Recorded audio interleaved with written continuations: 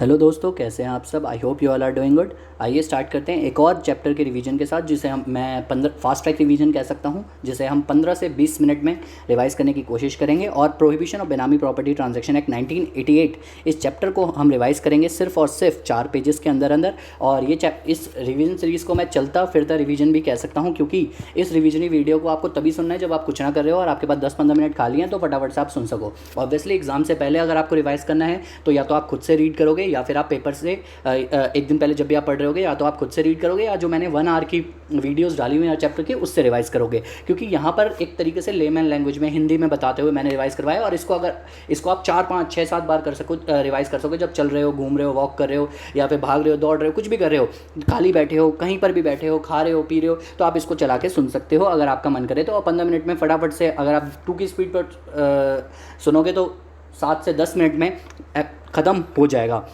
तो बिना time waste करे, बिना इस वीडियो को लंबा करे, फटाफट से स्टार्ट करता हूं। और हाँ, ये आपको इसके डिस्क्रिप्शन बॉक्स में इसका जो है PDF मिल जाएगा, या फिर आपको पिन कमेंट में मिल जाएगा। तो स्टार्ट करते हैं फटाफट से। कुछ इंपॉर्टेंट डेफिनेशन जिसको मैंने कवर किया सेक्शन नंबर 2 में। यहाँ पर सबसे पहले बेनामी प्रॉपर्टी कहता है। बेनामी प्रॉपर्टी क्या होती है? ऐसी प्रॉपर्टी जिसको फाइनेंस किया जाता है किसी पर्सन के द्वारा जो रियल ओनर होता है, और जो होता है किसी और के नाम पे, किसी और नाम के प्रॉपर्टी पे, जिसको हम बेनामीदार कहते हैं। मतलब सीधी सीधी बात, जो ऐसी प्रॉपर्टी बेनामी प्रॉपर्टी बोली जाती है जिसको फाइनेंस किया जाता है रियल ओनर के द्वारा, लेकिन पर्सन जिसके नाम पे वो प्रॉपर्टी होती है उसको बेनामीदार बोला जाता है, जिसको हम फिक्शियस पर्सन भी बोलते हैं, या जिसके नाम पे प्रॉपर्टी खरीदी जाती है वो एक्चुअल में ओनर नहीं होता, तो उस प्रॉपर्टी को बेनामी प्रॉपर्टी बोला जाता है। ठीक है। बेनामी ट्रांजैक्शन क्या होता है? बेनामी ट्रांजैक्शन का मतलब होता है प्रॉपर्टी जो हेल्ड करी जाती है और कंसिडरेशन जो पे किया जाता है वो किसी और पर्सन के द्वारा किया जाता है। दूसरा पॉइंट, प्रॉपर्टी जो हेल्ड करी जाती है और फ्यूचर बेनिफिट जो होते हैं वो उस बंदे को होते हैं उस प्रॉपर्टी से जिसने कंसिडरेशन पे करी जाती है। लेकिन इसकी कुछ एक्सेप्शन है जो सबसे इंपॉर्टेंट है। कर्ता जो HUF का होता है, या फिर फिड्यूशियरी कैपेसिटी में रखा गया है, या फिर स्पाउस के नाम पे, या फिर चाइल्ड के नाम पे, या ब्रदर या लीनियल असेंडेंट और डिसेंडेंट के साथ जब ज्वाइंटली आप खरीदते हो तो उसको बेनामी ट्रांजैक्शन नहीं बोला जाता है।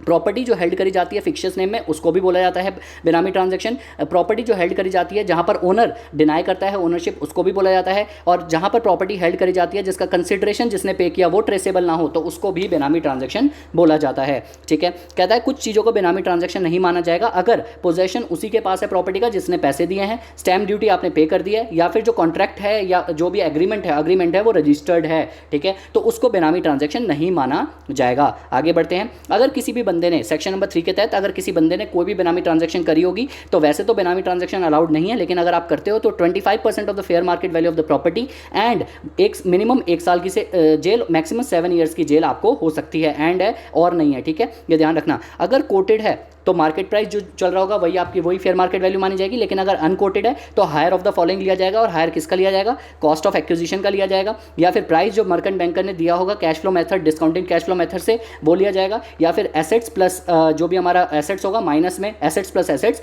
Minus liabilities multiply by PV divide by PE। ठीक है, ये है क्या? इसको हमने समझने के लिए स्टार मार्क करके मैंने लिखा है। ए का मतलब है book value of all the assets except, book value नहीं लेनी किसकी? बुलियन की, ज्वेलरी की, इमूवेबल प्रॉपर्टी की। यहाँ पर इमूवेबल प्रॉपर्टी नहीं लिखा है, लेकिन आप कंसिडर कर सकते हो, यहाँ पर इमूवेबल प्रॉपर्टी है। ठीक है।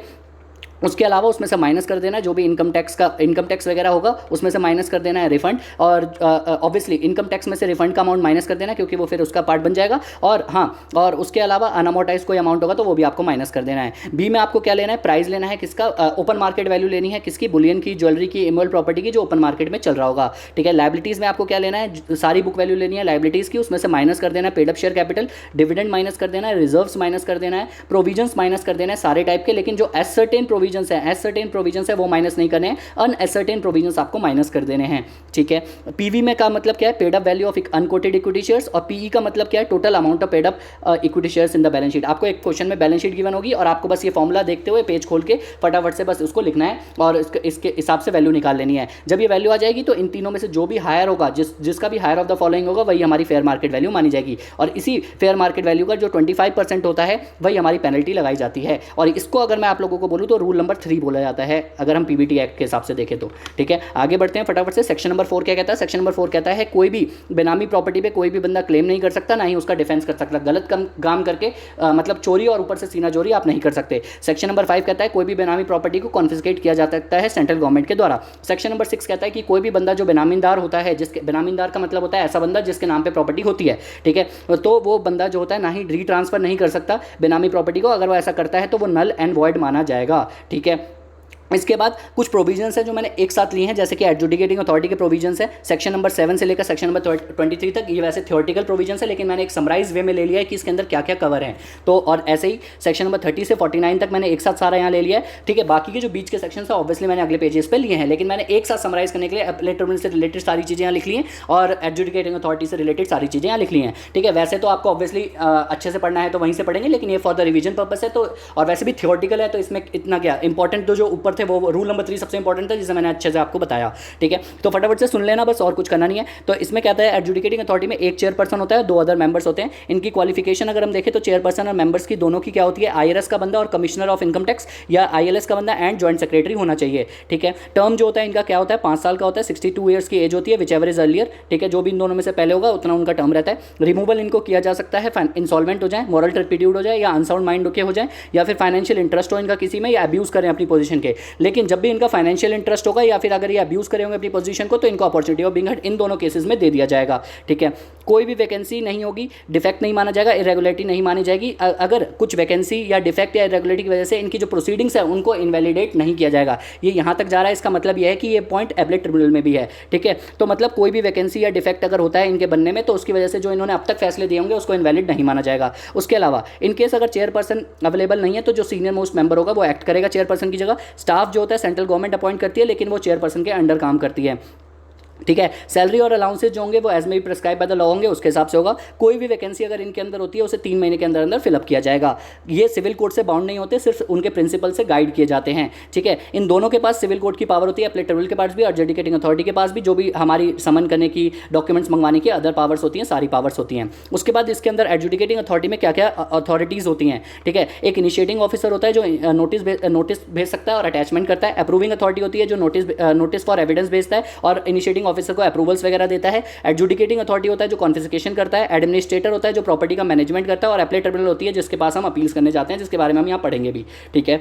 उसके बाद इसके कुछ बेंचेस होते हैं जो बनाए जाते हैं और मेन बेंच जो होता है दिल्ली में होता है, ठीक है। जो भी हमारे इनके जुडिक्शन होते हैं वहाँ ये अपनी पावर्स को एक्सरसाइज करते हैं, ठीक है। उसके अलावा ये इन्फॉर्मेशन मंगवा सकते हैं किसी भी ऑफिसर से जो रिस्पॉन्सिबल होता है, और उन लोगों की रिस्पॉन्सिबिलिटी होती है कि सारे रिकॉर्ड्स वगैरह इनको प्रोवाइड करें, ठीक है। उसके अलावा एडजुडिकेटिंग अथॉरिटी जो है वो इंपाउंड भी कर सकती है डॉक्यूमेंट्स। अगर कंक्लूजन हो जब कंक्लूजन हो जाएगा उसके बाद इन्हें 30 डेज में रिटर्न करना होगा। अगर बिफोर कंक्लूजन अगर इन्हें वापस करना है तो वैसे 3 महीने तक ही रख सकते हैं, लेकिन मैक्सिमम एक्सटेंशन इन्हें 3 महीने की और मिल सकती है। मतलब अगर 3 महीने से पहले कंक्लूजन हो जाए तो 30 डेज में वापस करना है, लेकिन अगर कंक्लूजन नहीं होता है तो 3 महीने तक रख सकते हैं, लेकिन उसके बाद भी एक्सटेंशन मिल सकती है 3 महीने की। उसके लिए आपको अप्रूवल चाहिए होगा किसका, अप्रूविंग अथॉरिटी का 15 डेज के अंदर अंदर to impound documents above 3 months, ठीक है। उसके बाद इनिशिएटिंग ऑफिसर जो होता है वो इंक्वायरी कर सकता है, लेकिन अप्रूविंग अथॉरिटी से परमिशन लेने के बाद। अब कुछ प्रोविजंस पढ़ते हैं अपीलेट ट्रिब्यूनल से रिलेटेड। क्या बात थी, अपीलेट ट्रिब्यूनल के अंदर एक चेयरपर्सन रहता है और 2 अदर मेंबर्स रहते हैं। एक जुडिशियल मेंबर रहता है और एक हमारा एडमिनिस्ट्रेटिव मेंबर रहता है, जिसकी क्वालिफिकेशन क्या होनी चाहिए, चेयरपर्सन की रिटायर्ड जज of the high court and 5 years of service होनी चाहिए।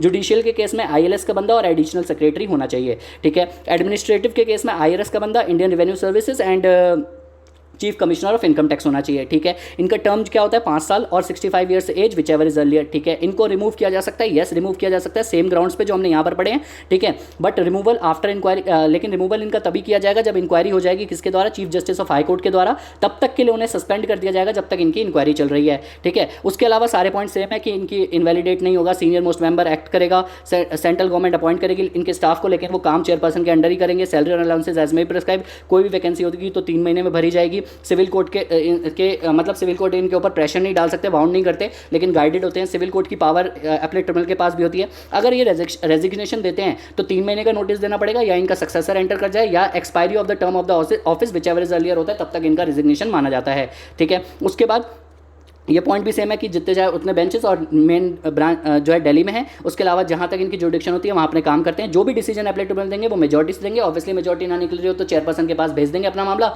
या तो चेयरपर्सन अपना हाथ फैसला दे देगा, या फिर वो किसी और अपीलेट ट्रिब्यूनल के बेंच पे भेज देगा। इनको पब्लिक सर्वेंट माना जाएगा। इनके पास जब अपील करने जाना है किसी भी बंदे को तो 45 डेज के अंदर जाना है, प्लस रीजंस होंगे तो उसके साथ और भी जा सकता है। डिसीजन इन्हें 1 साल के अंदर अंदर देना होगा। अगर 1 साल में ना दे पाए तो ऑब्वियसली रीजंस बता सकते हैं। हाई कोर्ट के पास इनके अपीलेट ट्रिब्यूनल के बाद हाई कोर्ट के पास अपील करने जाया जा सकता है। 60+60 डेज़ का टाइम होता है मैक्सिमम, ठीक है। उसके बाद अपील करने के लिए या तो आप खुद जा सकते हो या फिर ऑथराइज रिप्रेजेंटेटिव को भी भेज सकते हो। अपील क्या, किसी भी चीज़ के लिए, अगर सुनवाई के लिए भी भेजना है किसी के भी पास, एडजुडिकेटिंग अथॉरिटी के पास भी, तो भी आप ऑथराइज रिप्रेजेंटेटिव को भेज सकते हैं इस एक्ट के तहत, ठीक है। और ऑथराइज रिप्रेजेंटेटिव कौन होता है पीबीडी एक्ट के हिसाब से? लीगल प्रैक्टिशनर होता है, जो हमारा सिविल कोड का अकाउंटेंसी एग्जाम जिसने पास कर रखा है वो हो सकता है, qualification as per the board हो सकता है, अदर पर्सन हो सकता है जो एप्लेंट का, और ऑफिसर हो सकता है शेड्यूल बैंक का। ये लोग जो होते हैं एज ऑथराइज रिप्रेजेंटेटिव जा सकते हैं, ठीक है। आगे बढ़ते हैं।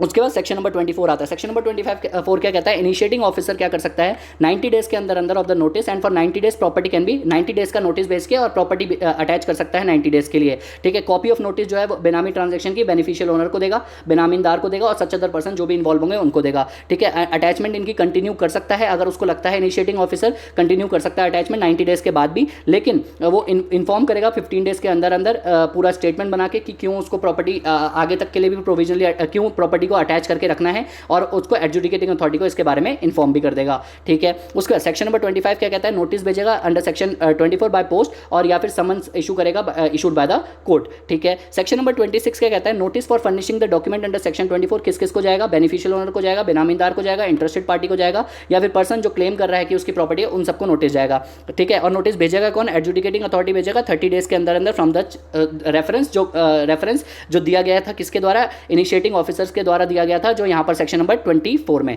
सेक्शन नंबर 24 में जो इनिशिएटिंग ऑफिसर ने रेफरेंस दिया था ना एडजुडिकेटिंग अथॉरिटी को कि मैंने इसकी प्रॉपर्टी को अटैच कर लिया है क्योंकि मुझे लगता है ये सारा गलत काम कर रखा है, तो उसके बाद एडजुडिकेटिंग अथॉरिटी उनको नोटिस भेजता था। ये रिविजनरी वीडियो तभी काम आएगी जब आपने बड़ी वाली वीडियो देखी है, वरना आपको लगेगा मैं क्या बोल रहा हूँ, ठीक है। इसीलिए मुझे इस बारे पे गाली देने से पहले प्लीज़ आप वो वाली सुन लेना, उसके बाद ही बहुत अच्छे से समझ आ जाएगा, ठीक है। तो उसके बाद सेक्शन नंबर 26 पे यहाँ पर ये साफ साफ बोला गया कि उसके बाद इन सबको नोटिस भेजा जाएगा, और ये नोटिस 30 डेज के अंदर अंदर भेजा जाएगा किसके द्वारा? एडजुडिकेटिंग अथॉरिटी के द्वारा इस रेफरेंस डेट से, ठीक है। कौन से रेफरेंस डेट से? जो रेफरेंस इनिशिएटिंग ऑफिसर ने दिया होगा एडजुडिकेटिंग अथॉरिटी को। उसके बाद एडजुडिकेटिंग अथॉरिटी उनके रिप्लाई को कंसीडर करेगा, किसी भी बंदे को बुला सकता है और किसी भी बंदे का नाम हटा सकता है, और आफ्टर इंक्वायरी अपना बेस्ट जजमेंट दे देगा, ठीक है। उसके बाद और ऑथराइज रिप्रेजेंटेटिव भी यहाँ पर जा सकते हैं, उसमें कोई दिक्कत नहीं है, ऑलरेडी हमने ऑथराइज रिप्रेजेंटेटिव की बात कर ली है। इसके बाद सेक्शन नंबर 27 आता है, order of confiscation. Order of confiscation में क्या क्या जाता है? कहता है कोई भी पर्सन जिसने परचेज करी है प्रॉपर्टी, हाँ एक बात याद रखना, अगर किसी बंदे ने विदाउट नॉलेज प्रॉपर्टी परचेज कर ली है, वैसे तो बेनामीदार को ट्रांसफर करता है तो नल एंड वॉइड है, लेकिन अगर किसी बंदे को नॉलेज ही नहीं थी ये प्रॉपर्टी बेनामी प्रॉपर्टी है और बेनामीदार ने बेच दी अपने हक से, तो उस केस में उसके ऊपर ये प्रोविजन अप्लाई नहीं होंगे, क्योंकि वो निस्वार्थ भाव से खरीदे, उसने गुड फेथ में खरीदे, तो उसके ऊपर ये प्रोविजन अप्लाई नहीं होंगे, ठीक है। Confiscation will be done after the order, और कॉन्फिस्केशन जब भी किया जाएगा ऑर्डर के बाद किया जाएगा, और कोई भी कंपेंसेशन नहीं दिया जाएगा किसी भी बंदे को अगर, और प्रॉपर्टी जो होगी फ्री फ्रॉम एनकम्बरेंसेस होंगी। ऑब्वियसली अगर कल को बैंक ये बोले कि ये तो प्रॉपर्टी मॉर्गेज पे थी, ठीक है, और आप ऐसे कैसे प्रॉपर्टी ले सकते हो, तो एक बार अगर सेंट्रल गवर्नमेंट ने कॉन्फिस्केट कर ली ना भैया, तो उसके बाद आप उस मेन बंदे से वसूलो, गवर्नमेंट आपको ये प्रॉपर्टी नहीं देने वाली, ठीक है। क्योंकि बैंक जो है वो खुद गवर्नमेंट सीधा बोलती है कि तू पहले चेक कर लेता भाई, अगर तुझे इतनी चुल थी तो पैसे देने की, तू चेक कर लेता कि ये बेनामी प्रॉपर्टी तो नहीं है। तो इसीलिए ये सेम प्रोविजन पामला में भी लिखे हुए हैं कि फ्री फ्रॉम ऑल द एनकम्बरेंसेस मानी जाएगी, ठीक है। उसके बाद अगर ट्रांसफर मेड किया जाता है safe, then null and void माना जाएगा। अगर कोई गलत कॉन्ट्रैक्ट कर रखे होंगे, इसलिए सेफ होने के लिए कि इस एक्ट से बचने के लिए, मतलब गुड फेथ में ना देके, अगर सिर्फ और सिर्फ इस एक्ट से प्रोविजन से बचने के लिए अगर कॉन्ट्रैक्ट करे होंगे, तो ऑब्वियसली वो कॉन्ट्रैक्ट नल एंड वॉइड माने जाएंगे, ठीक है। उसके बाद एडजुडिकेटिंग अथॉरिटी जो है नोटिस भेजेगा गवर्नमेंट को, ठीक है, न्यूज़पेपर में दिखाएगा और सबको इन्फॉर्म कर देगा ये प्रॉपर्टी जो है कॉन्फिस्केट कर ली गई है, कोई भी इस प्रॉपर्टी से कॉन्टैक्ट ना करे, ठीक है। नोटिस जो है पर्सन को भी चला जाएगा और अदर्स लोगों को भी चले जाएंगे। उसके बाद हमारा मूवेबल प्रॉपर्टी के केस में क्या होगा? मूवेबल प्रॉपर्टी डिपॉजिट हो जाएगी गवर्नमेंट के ट्रेजरी बैंक्स में, SBI के पास या नेशनलाइज बैंक में, ठीक है। और उसके बाद ट्रांसफर, सब कुछ ट्रांसफर कर दिया जाएगा एडमिनिस्ट्रेटर के पास, जो अपॉइंट किया जाएगा सेंट्रल गवर्नमेंट के द्वारा और देखभाल करने के लिए, ऑब्वियस सी बात है। फिर सेक्शन नंबर 28 क्या कहता है? एडमिनिस्ट्रेटर जो है वो रिसीव करेगा और मैनेज करेगा सारी प्रॉपर्टीज़ को, प्रॉपर आइडेंटिफिकेशन मार्क्स लगाएगा प्रॉपर्टी के ऊपर, ठीक है, रजिस्टर मेंटेन करके रखेगा और रिसीट ऑब्टेन करेगा। जो भी मूवेबल प्रॉपर्टी बैंक्स जिस बैंक्स के पास है उन सबसे रिसीट ले लेगा और वो रिकॉर्ड अब वो रजिस्टर में मेंटेन करके लिख लेगा कि कौन कौन सी प्रॉपर्टी कहाँ पर रखी हुई है, ठीक है। प्रॉपरली मेंटेन करके रखेगा सारे रिकॉर्ड्स और कस्टडी में रखेगा प्रॉपर्टी को, ठीक है। अगर डिस्पोज ऑफ करनी होगी सेंट्रल गवर्नमेंट जब बोलेगा उसको डिस्पोज ऑफ करेगा as per the IT act, ठीक है। उसके बाद सेक्शन नंबर 29 क्या कहता है? एडमिनिस्ट्रेटर जो होता है after order within 7 days give notice to the person to surrender the property. जैसे ही कॉन्फिस्केशन का ऑर्डर हुआ, सब कुछ हो गया, तो उसके बाद उसको एडमिनिस्ट्रेटर को बोला जाएगा कि जा भाई प्रॉपर्टी को ले ले और उसकी देखभाल कर। तो 7 डेज के अंदर अंदर जो है नोटिस दे देगा उस बंदे को कि बेटा प्लीज़ प्रॉपर्टी सरेंडर कर दो क्योंकि तेरी प्रॉपर्टी कॉन्फिस्केट हो चुकी है और मेरे को देखभाल के लिए बोला गया है। अगर वो उसको लगता है तो वो हेल्प ले सकता है पुलिस की इन सब कामों में। उसके बाद सेक्शन नंबर 50 आता है, क्योंकि ऑलरेडी इससे आगे के सेक्शन हमने पीछे पढ़ लिए थे, ठीक है। उसके बाद सेक्शन नंबर 50 क्या कहता है, स्पेशल कोर्ट जो होता है वो कॉग्निजेंस तभी लेगा जब अथॉरिटी ने बोला होगा या सेंट्रल गवर्नमेंट या स्टेट गवर्नमेंट ने बोला होगा। सेक्शन नंबर 51 ये कहता है कि पब्लिक प्रोसिक्यूटर जो होता है वो बंदा होता है जो एडवोकेट रहता है 7 ईयर्स के लिए किसी भी कोर्ट में, और स्पेशल पब्लिक प्रोसिक्यूटर वो बंदा होता है जो एडवोकेट रहता है 10 साल के लिए किसी भी कोर्ट में, ठीक है। इसके जितने भी ऑफेंस होते हैं, कुछ इंपॉर्टेंट इन्फॉर्मेशन है इस एक्ट से रिलेटेड, जितने भी ऑफेंसेस हैं या जो भी हैं इस एक्ट के, वो non cognizable and bailable offence माने जाएंगे। जैसे हमारा मामला में कॉग्निजेबल एंड नॉन बेलेबल थे, लेकिन यहाँ पर non cognizable and bailable offence है। गुड फेथ में जो भी काम करेंगे ऑफिसर्स गुड फेथ में काम करेंगे, ठीक है, जो भी पब्लिक सर्वेंट्स है। अगर कोई बंदा मर जाता है तो उसका लीगल रिप्रेजेंटेटिव के ऊपर ये केस चलेगा, ठीक है। सेंट्रल गवर्नमेंट रूल्स बना सकता है, रूल्स चेंज कर सकता है। पेनल्टी कितनी होगी, अगर मैं नॉर्मल पेनल्टी जनरल पेनल्टी की बात करूँ तो बेनामी ट्रांजेक्शन के लिए मिनिमम 1 साल की, मैक्सिमम 7 ईयर्स की, and 25% of the fair market value. कैसे निकलेगी फेयर मार्केट वैल्यू, ऑलरेडी मैंने आपको बता दिया। और फॉल्स इन्फॉर्मेशन अगर किसी ने प्रोवाइड करी तो 6 महीने की मिनिमम पेनल्टी और 5 साल की मैक्सिमम पेनल्टी, और साथ में 10% of the fair market value की पेनल्टी लग सकती है, ठीक है। That's it. इसके अलावा जितने भी प्रोविजंस है वो सारे थियोरेटिकल टॉपिक्स हैं, थियोरेटिकल है, वो ऑलरेडी आप रीड करोगे तो भी हो जाएगा। ये एक 90% से ज़्यादा चैप्टर 4 पेज में मैंने पूरा का पूरा कवर करवा दिया। आई होप सो आपको मजा आया होगा। प्लीज़ कमेंट करके बताइएगा अगर मजा आया होगा, तो ऐसी चैप्टर्स की और वीडियोज़ मैं आपके लिए लेके आता रहूँगा। बाय, शब खैर, till then take care of yourself and thank you so much. Bye, take care.